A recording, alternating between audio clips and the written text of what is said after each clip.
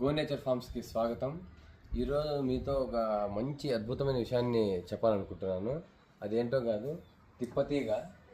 ఈ తిప్పతీగ యాక్చువల్గా మేము ఇంట్లో ఒక చిన్న ఇంత పీస్ పెడితే మొత్తం అంతా అల్లుకునింది. మేము ఎప్పటికప్పుడు బాగా మొత్తం అంతా అల్లుకున్న తర్వాత కట్ చేసి మేము ఇక్కడ ఇంట్లో అగ్నిహోత్రం చేసేటప్పుడు ఎండబెట్టి అగ్నిహోత్రం చేసేదానికి వాడుతుంటాం అన్నమాట. ఈరోజు కొన్ని నెలల ముందు కట్ చేసాము తిప్పతీగను. ఈరోజు చూడండి, ఇక్కడ ఇవన్నీ కూడా చూడండి, కొన్ని నెలలకు ముందు కట్ చేసినవి అన్నీ బాగా చాలా వరకు ఎండిపోయినాయి. చూడండి, సౌండ్ కూడా పలపలాని వస్తుంది.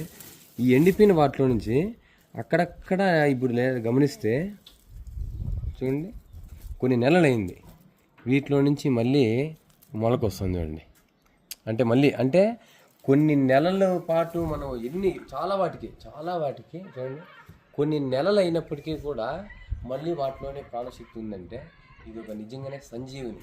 అందుకే ఈ వేదశాస్త్రాల్లో కూడా దీన్ని మనకు సోమరసం అని చెప్పేసి ఒక పల్ప్ వాటన్నిటిని ఒక జ్యూస్ లాగా తీసి హోమంలోకి యజ్ఞంలోకి వాడతారు. పైగా మీరు డాక్టర్ కాదర్వల్లి గారు కూడా చెప్తాంటారు తిప్పతీగ వీటి యొక్క విశిష్టత. మామూలు ఉంటారు, పతంజలిలో కూడా ఎన్నో రకాల మెడిసిన్స్ కూడా ఉన్నాయి. గుడూచి అంటారు వీటిని.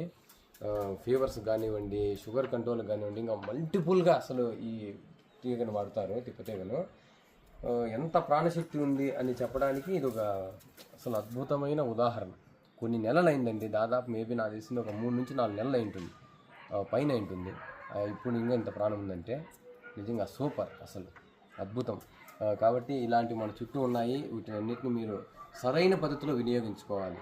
ఏదైనా మనకు తెలియకుండా ఎంత మోతాదు అంటే అంత మోతాదు, ఎలా అంటే అట్లా వాడితే మంచి జరిగే చోట చెడు జరిగేదానికి అవకాశం ఉంటుంది. కాబట్టి దీన్ని సరైన పద్ధతిలో మోతాదులో ఉపయోగించుకొని ఈ యొక్క అద్భుతమైన దాన్ని మీరు వాడుకోగలరు.